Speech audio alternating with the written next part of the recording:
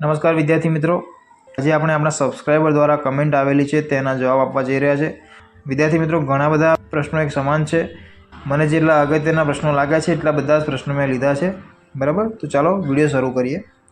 મિત્રો, અહીંયા પહેલો પ્રશ્ન છે કે ભાઈ આમાં ડ્રાઇવિંગ સ્કિલ ટેસ્ટ માટે કટ ઓફ ડિસ્ટ્રિક્ટ વાઇઝ બનશે કે કઈ રીતે બનશે, અને આમાં સાહેબ જિલ્લા વાઇઝ મેરિટ બનશે કે બધું ઓપન જનરલ મેરિટ બનશે? તો મિત્રો, અહીંયા એવું છે કે જિલ્લા વાઇઝ મેરિટ ના બને। આ પરીક્ષા સ્ટેટ લેવલની છે એટલે ગુજરાત લેવલે જ તમારું મેરિટ બનશે, બરાબર છે। ઉદાહરણ તરીકે જો તમને વાત કરું, ધારો કે અમદાવાદનો કોઈ ઉમેદવાર છે જેના 35 માર્ક્સ આવે છે અને રાજકોટના ઉમેદવારને 40 માર્ક્સ આવે છે, તો 40 માર્ક્સવાળા ઉમેદવારને જ પહેલાં પ્રાથમિકતા મળે, ભલે તે પછી ગમે તે જિલ્લાનો હોય, બરાબર છે। મિત્રો, અહીં બીજો એક પ્રશ્ન છે કે 39.36 થાય છે। મિત્રો, તમારા જે માર્ક્સ આવે છે તે બહુ જ સારા છે, પરંતુ સ્કિલ ટેસ્ટ માટે મેરિટ પ્રમાણે બોલાવવામાં આવે છે, બરાબર। હવે ઉદાહરણ તરીકે જો આ વખતે કટ ઓફ 37 હોય તો તમને ચોક્કસ સ્કિલ ટેસ્ટ માટે બોલાવશે, પરંતુ જો કટ ઓફ 40 કે 41 સુધી જાય તો તમારી શક્યતા ઓછી થઈ જશે। એટલે સ્પષ્ટ જવાબ તો સત્તાવાર મેરિટ લિસ્ટ આવે પછી જ ખબર પડે, ત્યાં સુધી તમારે રાહ જોવી પડશે, બાકી તમારો સ્કોર સારો છે। અગેન એવો જ પ્રશ્ન છે કે મારે EWSમાં 37.69 થાય છે, ટેસ્ટ આવશે? તો મિત્રો, તમારો પણ એ જ જવાબ રહેશે। તો જ્યાં સુધી સત્તાવાર યાદી ના આવે ત્યાં સુધી તમારે રાહ જોવાની થશે, તમારો પણ સ્કોર સારો છે, બરાબર છે। બીજો એક કમેન્ટ છે કે સર એક ક્વેશ્ચન સુધારો તો 48 થાય છે। તો મિત્રો, આ ભાઈના સૌથી સારામાં સારા માર્ક્સ લાગે છે, કેમ કે જો એમને એક પ્રશ્ન સુધારે તો 48 માર્ક્સ થાય છે, પરંતુ સુધારે નહીં તો પણ એમના 47 માર્ક્સ તો થાય જ છે। એટલે વેરી ગુડ। જે પણ મિત્ર છે તેમને મારા તરફથી ખૂબ ખૂબ શુભેચ્છાઓ। આગળના સ્ટેજ માટે ઓલ ધ બેસ્ટ, તમારો ટેસ્ટ આવશે જ। હવે આગળનો પ્રશ્ન છે કે ડ્રાઇવિંગ ટેસ્ટમાં જજમાં કોણ કોણ હશે? બધા સેન્ટર પર સેમ હશે કે અલગ? કે મિત્રો, આ ભાઈનો સવાલ છે કે ગાડી ડ્રાઇવિંગ ટેસ્ટ વખતે ત્યાં કોણ હશે, અને દરેક સેન્ટર ઉપર અલગ અલગ હશે કે સેમ હશે? તો મિત્રો, સેન્ટર તો એક જ રહેવાનું તમારું। તમારે ડ્રાઇવિંગ સ્કિલ ટેસ્ટ માટે અમદાવાદમાં જ બોલાવશે, બરાબર છે। એમાં થોડા કરીને બોલાવશે, પણ અમદાવાદમાં જ બોલાવશે। અને તમારો ડ્રાઇવિંગ ટેસ્ટ હાઈકોર્ટના રજિસ્ટ્રાર અને RTOનો કોઈ માન્ય ઓફિસર હોય એ જ લેશે, બરાબર। એ તમારી ગાડીમાં બેસશે અને તમારો ટેસ્ટ લેશે।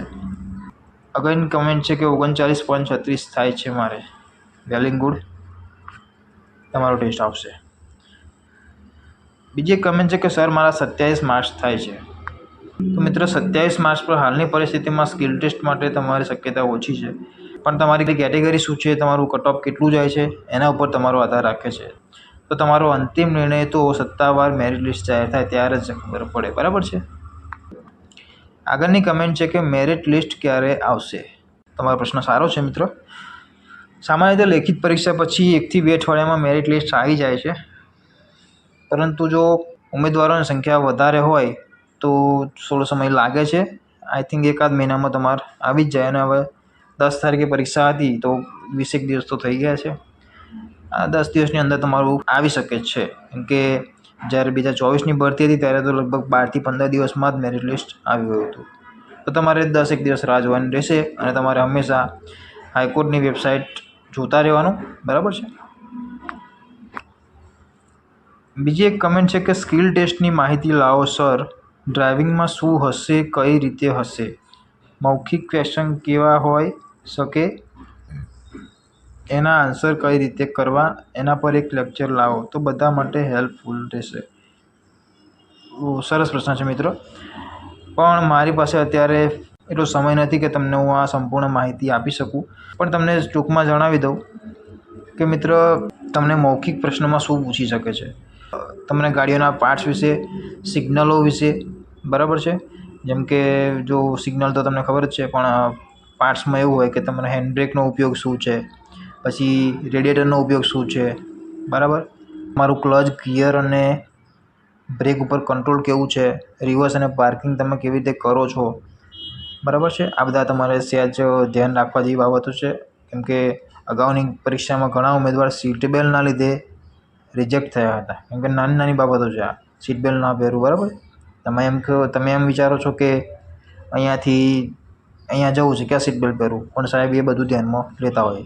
અને બીજું કે તમારો ટેસ્ટ મારી જાણકારી મુજબ તો તમને ચાવી આપી દેશે સર. તમને એવું કહેશે કે જાઓ સામે ગાડી પડી છે લઈ આવો. તમે એ ગાડી લેવા જાઓ છો, ત્યાંથી કઈ રીતે લાવો છો અને ત્યાં લઈને આવો છો ત્યાં સુધી તમારું લગભગ 70% જેટલું કામ પતી જાય છે. બાકીનું 30% જેટલું તો અંદર ગાડીમાં બેસીને તમને જોઈ લે છે, બરાબર, કે તમે કઈ રીતે ચલાવો છો ગાડી, તમારું કંટ્રોલ કેમ છે, અમુક પ્રશ્ન પૂછી લે, બરાબર. તો તમારે નાની નાની બાબતો તો ખાસ ધ્યાન રાખવાની છે કે ગિયર છે, ગાડી સ્ટાર્ટ કેમ નહીં કરવી, ટ્રાફિકના નિયમો, યુટર્ન કઈ રીતે લેવો, અડધો ક્લચમાં રાખો તો ગાડી બંધ ના થવી જોઈએ. એટલે હંમેશા તમારે ગાડી સોફ્ટ કંટ્રોલ સાથે ડ્રાઈવ કરવાની, બરાબર.